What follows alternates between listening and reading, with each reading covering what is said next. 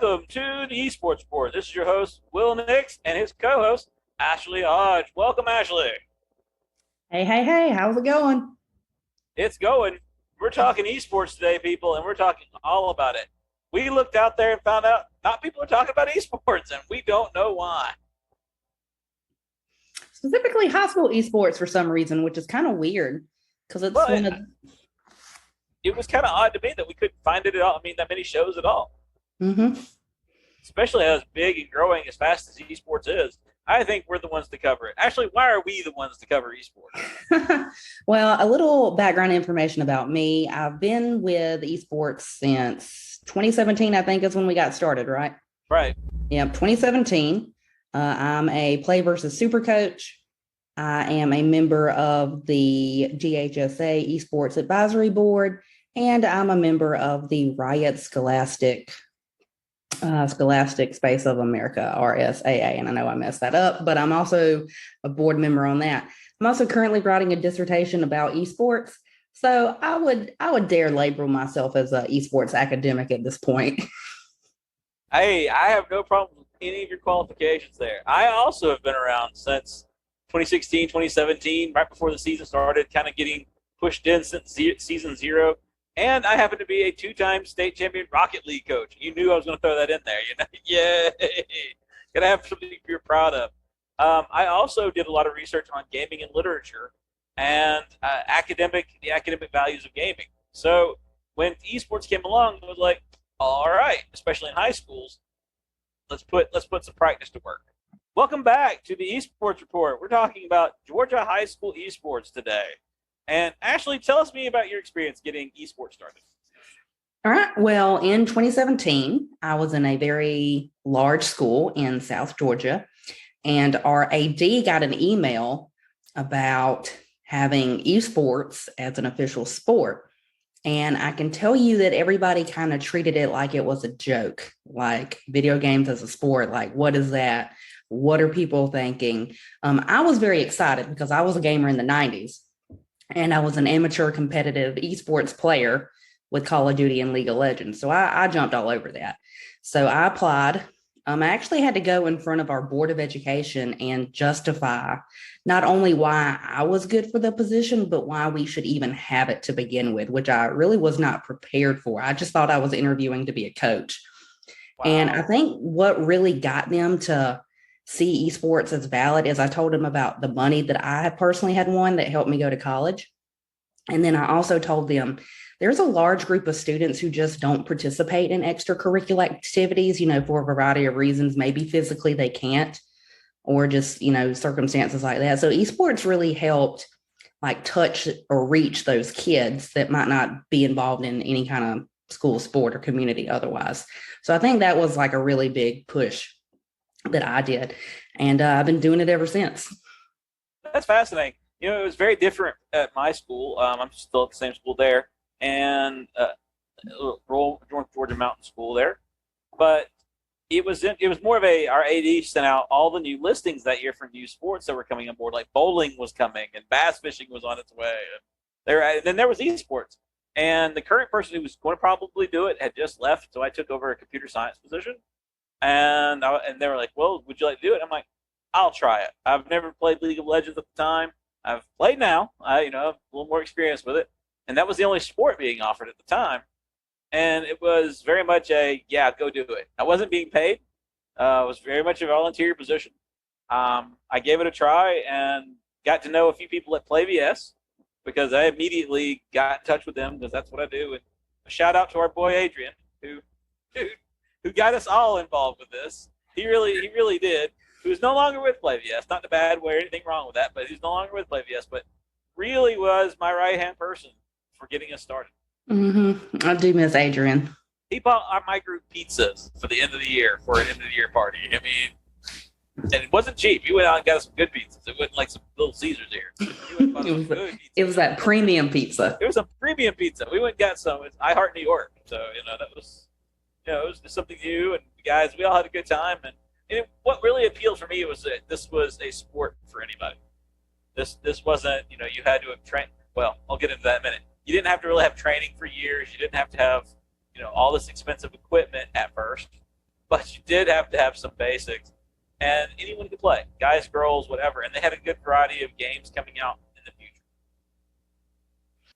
Hey guys, yeah. So talking about Rocket League, when it was added, it was kind of fun, game changing for me. And I hate to use that term because it's so bad for esports, game changing.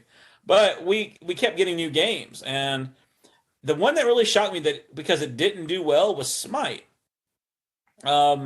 Because to me it was the newer version of League of Legends, and I'm not taking off any way from League of Legends. It was just League of Legends was an older game. It's been around since 2008, 2009, I think, is when it came out. So it's like over 10 years old. Right. And so here it is, an older game. I thought, okay, Smite, it's the newer game. It's going to have a little bit more fan base. I had a really hard time getting anybody for Smite. Yeah, none of my kids really wanted to play Smite either. And that's probably because I was also a little biased. I'm like, listen, if you're going to play a MOBA, it might as well be League of Legends, because that's where the scholarships are. That's where the money is. Now, there was a third game. There was another game that didn't quite make. It was going to launch, and it was another MOBA. Do you remember what that game was? I really don't. No one does. We had so many games. Well, it was one based out of, I remember it was based out of Atlanta, and it was supposed to be the next big thing, and then the company collapsed all of a sudden. And they had it, and they had to yank it. And we would see this with PlayVS in the future. Because, I mean, PlayVS was the wild, wild west of esports at the beginning. Let's just be honest. And PlayVS did provide some organization, but at the same time, you can only organize gamers so much. I think it's like that in the gaming industry in general, based off my conversations with people on the committees. It does seem like it's still like the Wild West. Like, it's just bizarre. Like, it's based on luck if you make it or not at this point. Right. And I think a lot of it is that when you're trying to pursue the monetized side of it, you're trying to find games that are popular, but then you're trying to get licensing rights so you can advertise it. It's not like the old tournament days, like you talk about in the 90s or even the 80s, where, your store would just throw up a sign saying, hey, Madden tournament, or hey, Halo tournament, or hey, playing a little loosey-goosey with copyright. Those were the good old days. They were. I mean, you walk into a tournament, win $100, walk out the door, get your free T-shirt, whatever you're doing. As someone who gamed in arcades back in the day.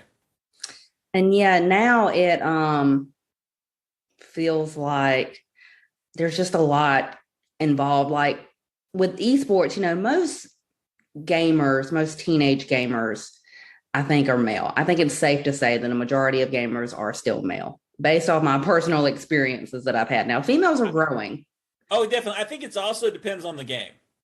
I was going to say, like, first-person shooters are very popular. That's what people want to play. But as high school organizations, we cannot play those. Yeah, and boy, is that hard to explain to people. We can talk about that in a later episode. We probably will just make that an episode about why that argument just needs to be revisited. Like, I think what we need to do is have a strong debate and show people the pros and cons of both. And there are pros and cons, and people don't want to admit to the cons because we're gamers and we don't see them, but there are cons. Mm-hmm. So as long as we present it both ways, and that's part of the esports report, is what we want to do is educate. And we want to inform, and we definitely want to entertain. I'm here to make you laugh. And there are so many esports stories out there that are just crazy.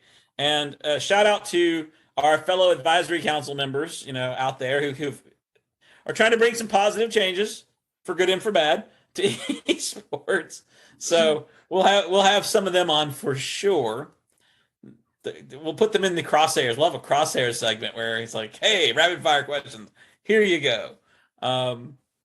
But to go back to PlayVS for a minute, and being in the history of esports and GHSA, we've got some really good partners with the GHSA. Tanya, and we'll give her a shout out real quick, has done a wonderful job of keeping us informed, allowing an advisory committee, something that is not done for every sport. I don't know how many of our colleagues realize that we're kind of privileged in that sense to be able to do something like that.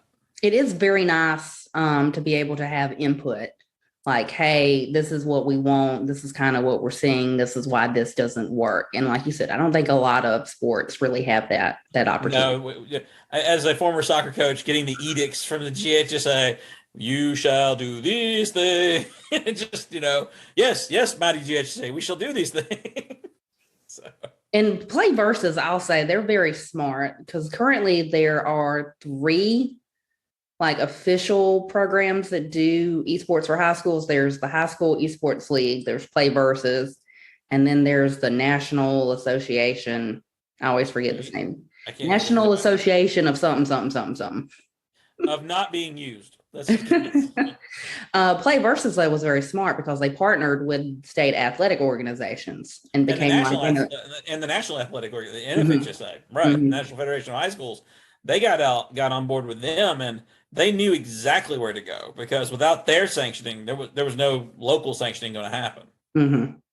And I think that's another issue that we're having today is we still have coaches and gamers out there who think, well, they've allowed this game, so we can play X game. Because my favorite question is are we going to play? Enter your favorite game name. Is that going to be esport? If you would allow enter your favorite game name, I would play. I'm going, not up to me, bro. I do get very tired of that question. Each season when I'm getting ready to sign up, I'll have students come to me, well, if you played this game or this game, I would join. And it's like, I have no control over what games we play. Like, I just don't. Like, not at all. No. And it's fascinating about the number of kids. We talk about smart, bright. Let's talk about one of the funniest moments as being an esports coach, at least for me. And let's say that that dark word, which is Fortnite. Fortnite. Oh, one of the few major bungles that we've ever had in esports, and it's no one's fault. It really isn't. No, it's just a series of bad events. It was a series of bad events. So it is the third. We're going into our third season, if I remember right. It's season 3, and we get a mass email sent to not just us, but to students, everybody. Everybody got this admin. Fortnite is being played, and students are exploding. This is about right at the peak of the popularity of Fortnite is when we get this email. And all of a sudden, everybody, I had like 20 teams being ready to form up. My guys were going to take over and win. I had nationally ranked players and world ranked players.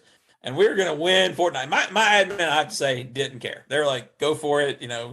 They were young enough to understand that, games were not a bad thing, bad reps, whatever. But we were getting it. My school was not like that. Your school was not like that, no.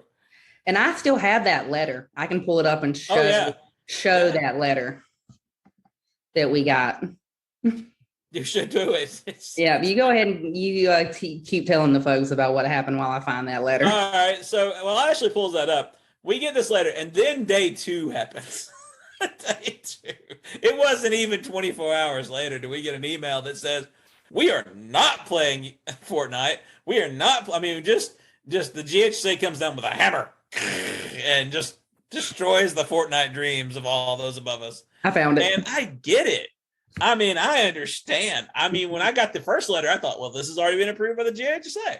Hey, why not? Let's do it. And then it turns out it wasn't.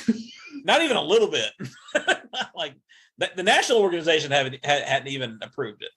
The National Federation hadn't even approved it. So, yeah, that was a miscommunication. But it really did show that there are limits to esports and schools right now. Well, specifically high schools, college, you can kind of get away with a lot more. But I did find that letter. Okay. So after the Fortnite fiasco, and it was a fiasco, there were other games. I love this. Season 3 brought in all the rumors of games to come. And it was supposed to be NBA 2K. And I'm jokingly blame Adrian for that. I hope Adrian watches this and, shouts back at us. And it's not, he knows it's all in jest. But it was that, and I remember some other fighting game, and I can't remember. My students were it was kind of a non-Nintendo version of Smash Brothers, and there were others out there floating, and Madden was hinted about, but not nearly as strongly. But NBA 2K was the big one. I remember my kids were like 2K. It was again at the time a very popular EA game, and we're sitting there trying to figure out what all this was going to be. Some of my students, for some reason, thought Clash of Clans was coming because some of the images on the PlayVS website at the time. I was just going to say, my students thought that Hearthstone was coming at one point, World of Warcraft, which I didn't really know. I guess the Battlegrounds. Battlegrounds, I guess, but I didn't see that coming. They thought everything. Honestly, if there was a game out there that they wanted to play, they saw something in those shadowed images. Well, listen, let me just read it to you. I have it pulled up. All right, go for it. I saved it specifically for my dissertation. For this reason, I knew I was going to do this show in the future. Okay, so it was sent on January 24th, 2020. That's the date. Yep. And the subject says esports and the addition of Fortnite. So here it goes. Dear GHSA member schools, I'm writing to inform you of a recent development in esports as well as the shared action being taken by our association and the NFHS network. It has recently brought to our attention that our esports partner PlayVS will now be offering the game Fortnite for competitive play in schools. The GHSA has no knowledge of this addition and is strongly against it. I want to personally assure you that we, along with the NFHA network, are proactively taking steps to have this decision reversed. There is no place for shooter games in our schools. Should anybody have any questions, concerns, or need assistance, please do not hesitate to reach me directly. And this is from Dr. James R. Hines, Jr., the Executive Director of the Georgia High School Esports Association. Yes, it was from Dr. Hines himself. And again, I understand that it's a precarious situation to be put on. Was it in 2020? I thought that was 2019 that they did that. It's dated 2020. Really? Mm-hmm. Okay. Maybe I just won state for the second time, and then that's when all this. I mean, with everything going on, what is time? I know, right? I have no concept of time anymore. We've got a future episode. It's called The Season That Is Lost. That season of 2020, spring 2020.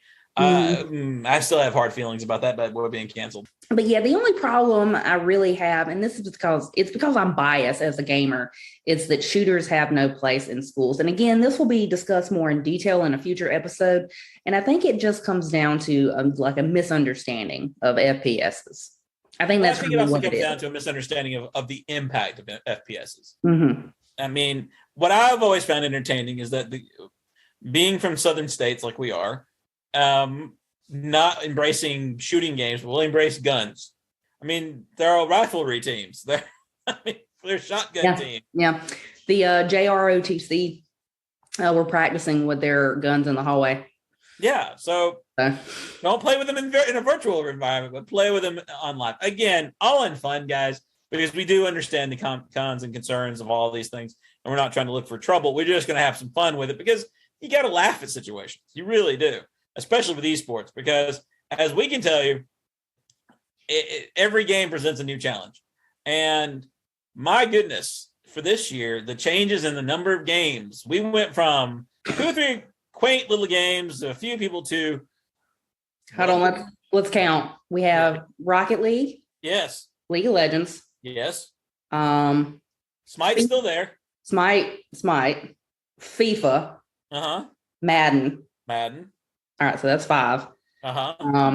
Super Smash. Yep. Splatoon 2. Maybe. And now they've added another one, the Mario Kart. So we're up to 8 games. And I don't see it slowing down. I mean, different systems too, and that's going to be a topic for another episode more in detail. But we've got computer games, PS4s, and Switches. And here's the thing: when we first started, it was no consoles at all. There was not going to be consoles. It was going to be PC gaming.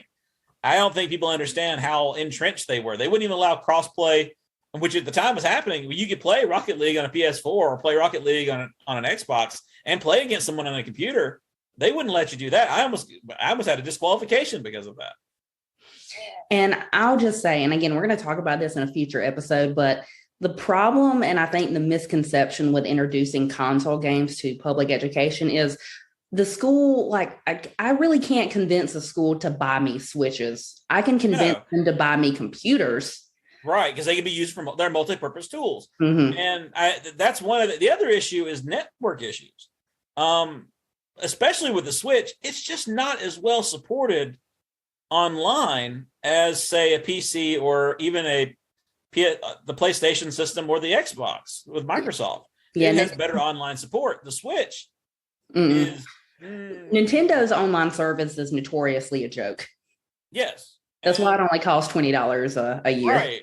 And as someone who, I mean, I own several Switches and I play a lot of Switch games. I don't play a lot of it online. It's not the basis of gaming. Mm-hmm. So I will give them this. The games, at least that they've introduced from Nintendo, have been team-based games. Have we used them team-based wise? Future episode discussions on why certain sports are not and are esports. But they did introduce popular games, like Smash was very, very popular. And I think it reached a very diverse group of kids. And yes. Mario Kart will be very popular. Splatoon 2, not so much. I did have a group of kids that played it and they liked it, but it was really hard for me to convince them to play it because they're like, this is like a shooter without it being a shooter. This is a baby shooter. That was the problem I kept running into, is that if I could get fifth graders to play, Splatoon 2 would have been all over the place. But by the time they get to high school, my group was like, I don't play Splatoon anymore. That's a baby game. And yeah. Now Smash? No. Super Smash Brothers? Everybody loves Smash. Everybody loves Smash. Too many people love Smash. I'm going to say that right now. The other problem is no one thinks they're bad at Smash. Okay. Mm-hmm. Until they run into a couple of my colleagues my assistants who helped me out, and they're really good at Smash.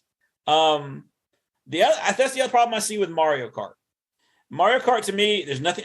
Again, I love it. I'm glad I had a lot of kids. But do you know one person who thinks? Well, I do. I know one person who thinks they are bad at Mario Kart. They're all great professional esports. Right, they're the greatest racers of the ever faced because they all get Billy the Bullet and the blue shell in the background and win the race. So yeah, no one thinks they're bad at this game, and I'm really worried about that when it comes to some egos and dealing with egos. But I'm excited that it's bringing other kind of kids. I mean, I've got an all-girl squad coming up, and I'm excited for them. But I'm also worried because their commitment, it's a party game. Yeah, and that we have a lot of things that are going to be future episodes, like starting a program, keeping kids involved, trying to recruit more females, because that's like a big problem right now. And I can tell you a lot about why that is. But again, future episodes, we're trying to keep this like nice and light and brief. But a lot of work goes into these programs. Like we're doing 8 different games, and like I'm one person for my program. Nick's is too. So it's like, how do you coach 8 different games that are going on basically all at once at the same time?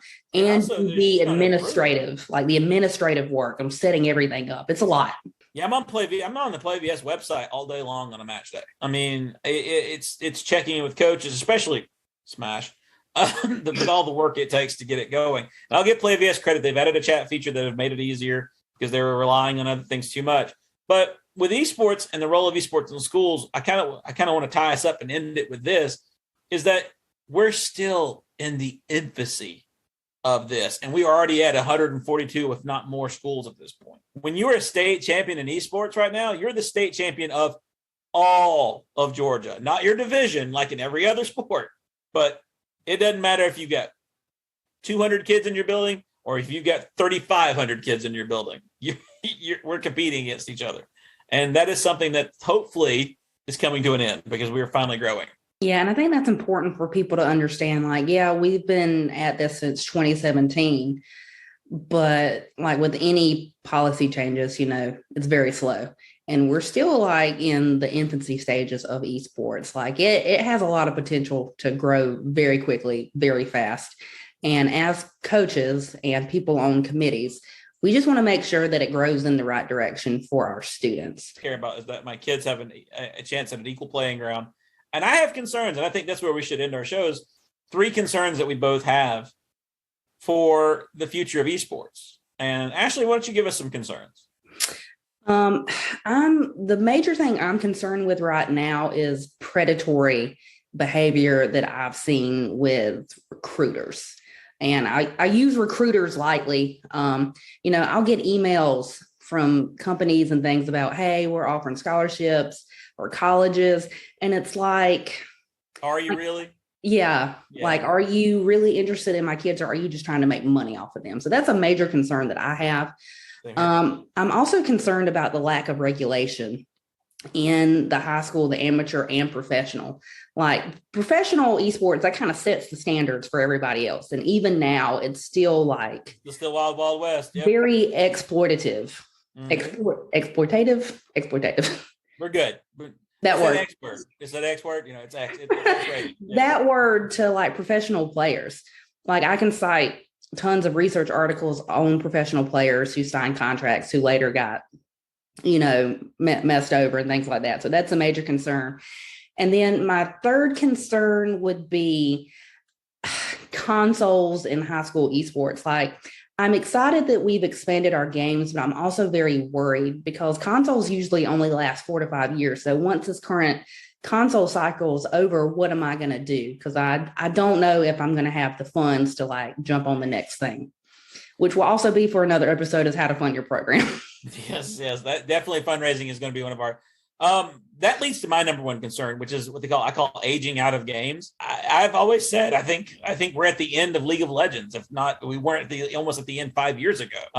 If I could have started this team in 2010, 2011, my groups would have been good, but now it's such a niche market for League of Legends. And I hope they get a boom back. I hope they attract new gamers, but I'm not seeing it on my end. I'm not seeing it in my community. That's one of mine. And I see this with other games like Rocket League, and they just gamers. We don't stay loyal to one game forever. We switch when the new cool thing is out. Mm-hmm. And so even with something like Rocket League, it's just only, around 5 years old. You give it 2 or 3 more years. Are we going to have to go to Rocket League 2? And how do you keep that consistency and call it esports? Because it's not, are they just going to have to slowly take out games and add games? And that's what I see is that's a major issue, because once I build up a program, it's now you got to get ready for the next game, and it just pushes kids out the door. So that's my first one. My second one is expenses. We're a non-revenue sport. We do not generate revenue ourselves, and I have issues with having to pay fees to play when the games are not provided. Some of the models that have changed. That's my other issue is that again making money off my kids. And third of all, is making sure that we keep a fair and competitive game environment, because I've seen schools where they no longer do esports because they just got blown off the map by some of the bigger teams. And as one of the big teams on the block out there for Rocket League, I understand. When you're getting destroyed, actually 25-1, 25-1 with my Rocket League squad, you may not want to play anymore. Now for our viewers who don't know that whole backstory, I did have a Rocket League team, and they thought they were awesome, and they thought they were the best. And then they played Nick's Rocket League team, and his team wiped the floor with mine 25-0, and then they didn't want to play anymore.